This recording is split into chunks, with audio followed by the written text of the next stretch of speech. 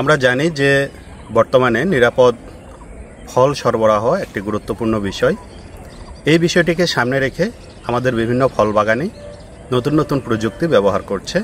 তার মধ্যে অন্যতম একটা প্রযুক্তি হচ্ছে ফলের ফ্রুট ব্যাগিং বা ফলকে ব্যাগ দ্বারা আবৃত করা।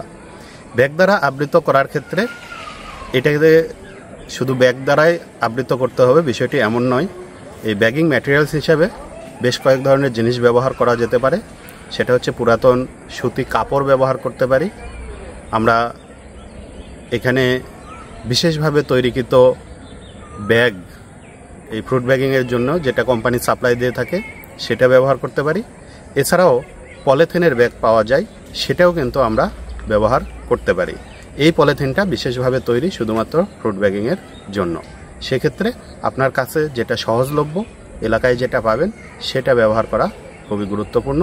আর আপনি যদি বাণিজ্যিকভাবে এই ফ্রুট ব্যাগিং করতে চান তাহলে অবশ্যই ভালো মানের বিশেষভাবে তৈরিকৃত ব্যাগগুলো ব্যবহার করা আপনার জন্য উপযোগী। আমাদের বাংলাদেশে বিভিন্ন কোম্পানি বিভিন্ন ধরনের ফ্রুট ব্যাগ বাজারে নিয়ে এসছে। এই মুহূর্তে আমার হাতে যে ব্যাগটা রয়েছে এটা ব্রাউন পেপার, এটা অর্থাৎ কাগজের ব্যাগ। এই ব্যাগগুলো কিন্তু কয়েক ধরনের হয়ে থাকে। আমি আজকে আপনাকে দুই ধরনের ব্যাগ দেখাতে চাই। এইটা হচ্ছে যে শুধু কাগজের ব্যাগ, এটা বিশেষভাবে টেম্পারিং করা আছে।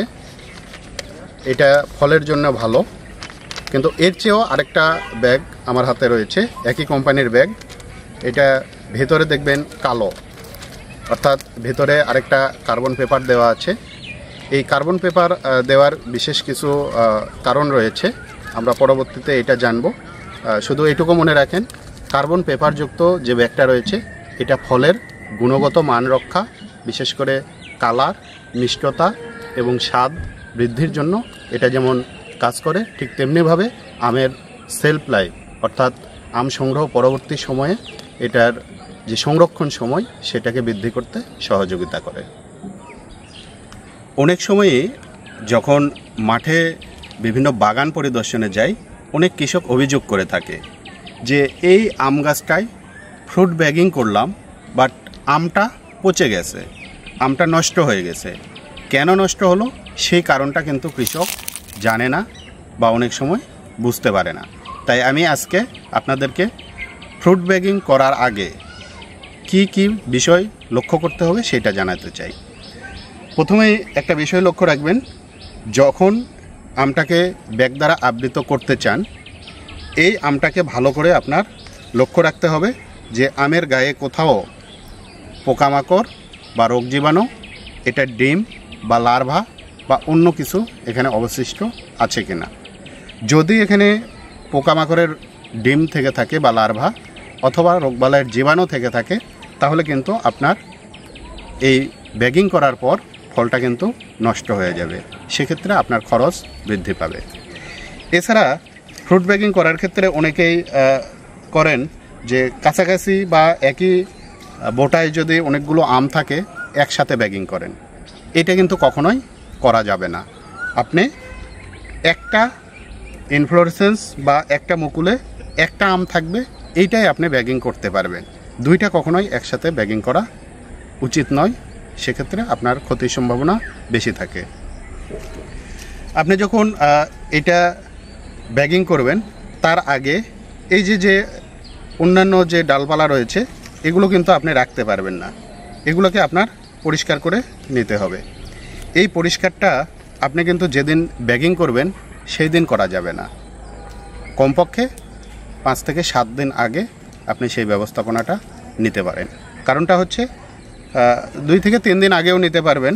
কারণটা হচ্ছে এই যে এটা যদি আমরা ভেঙে দিই তাহলে এখান থেকে যে কষটা বের হবে এটা যদি আমের গায়ে পড়ে তাহলে কিন্তু এখানে একটা দাগ সৃষ্টি হবে। পরবর্তীতে এখানে বিভিন্ন ছত্রাকের আক্রমণ ঘটতে পারে এবং আমটা নষ্ট হয়ে যেতে পারে। এই জন্য আপনাকে 3 থেকে 4 দিন আগে আপনি চেষ্টা করবেন এটাকে পরিষ্কার করে রাখার জন্য। এর পরবর্তীতে আপনাকে যেটা ব্যবস্থাপনা নিতে হবে, আপনি খালি চোখে দেখতে পাবেন না এখানে রোগ জীবাণু আছে কি না।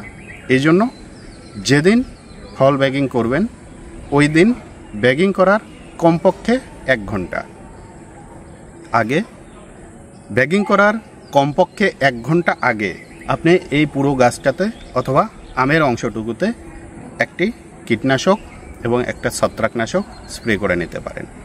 স্প্রে করার পর আপনাকে কমপক্ষে 1 ঘন্টা উন্মুক্ত রাখতে হবে, অর্থাৎ এই যে স্প্রেটা করা হলো এটা যাতে শুকিয়ে যায়। কোনো কারণে যদি ভিজে থাকে বা ভিজা অবস্থায় আপনি ব্যাগিং করেন তাহলেও কিন্তু আপনার আমটা পচে যেতে পারে। এটা 1 ঘন্টাই রাখতে হবে এমন কথা না, আপনি 2 ঘন্টা বা 3 ঘন্টা আগেও স্প্রে করতে পারেন।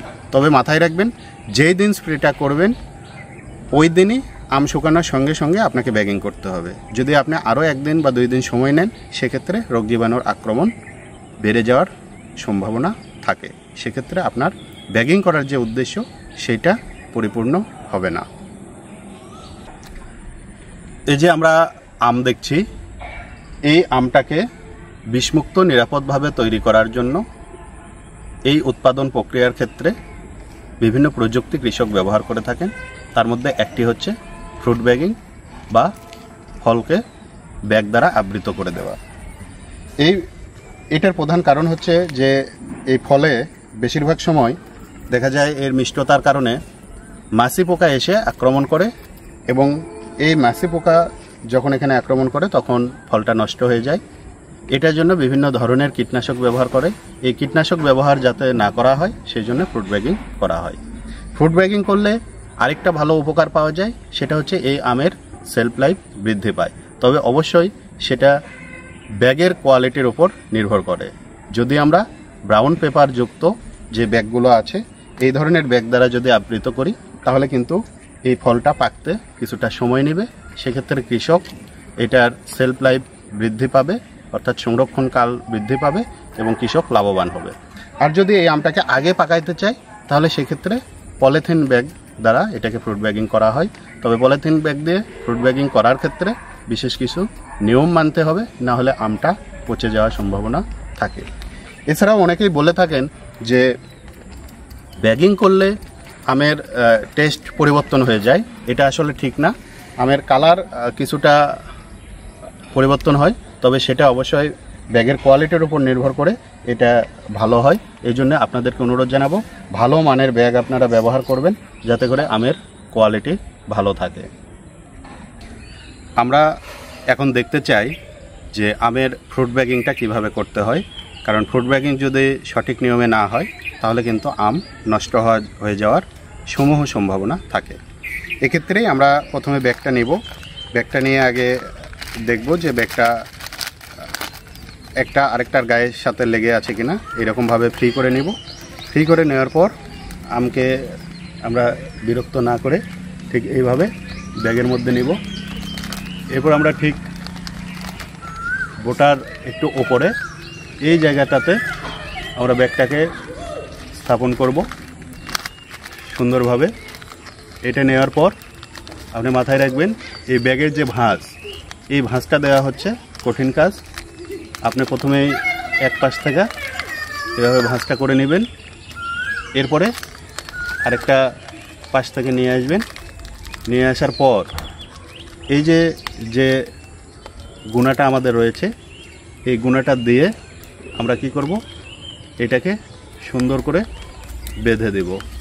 এই যে পাক দিয়ে বেঁধে দিব, এই ক্ষেত্রে আপনি মাথায় রাখবেন যে কোনোভাবেই যাতে ওপরে ফাঁকা না থাকে, কারণ যদি এখানে ফাঁকা থাকে তাহলে ওপরে যদি বৃষ্টির পানি পড়ে তাহলে এই পানিটা কিন্তু ব্যাগের ভিতরে চলে যাবে এবং আমটা পচে যাওয়ার সমূহ সম্ভাবনা থাকবে।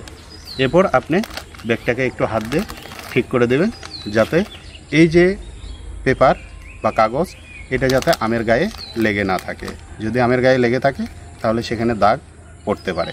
এইভাবে যদি আপনি ব্যাগিং করেন তাহলে আশা করা যায় কোনো ব্যাগ বা কোনো আম, এভাবে যদি আপনি ব্যাগিং করেন তাহলে কোনো আম নষ্ট হওয়ার সম্ভাবনা থাকবে না।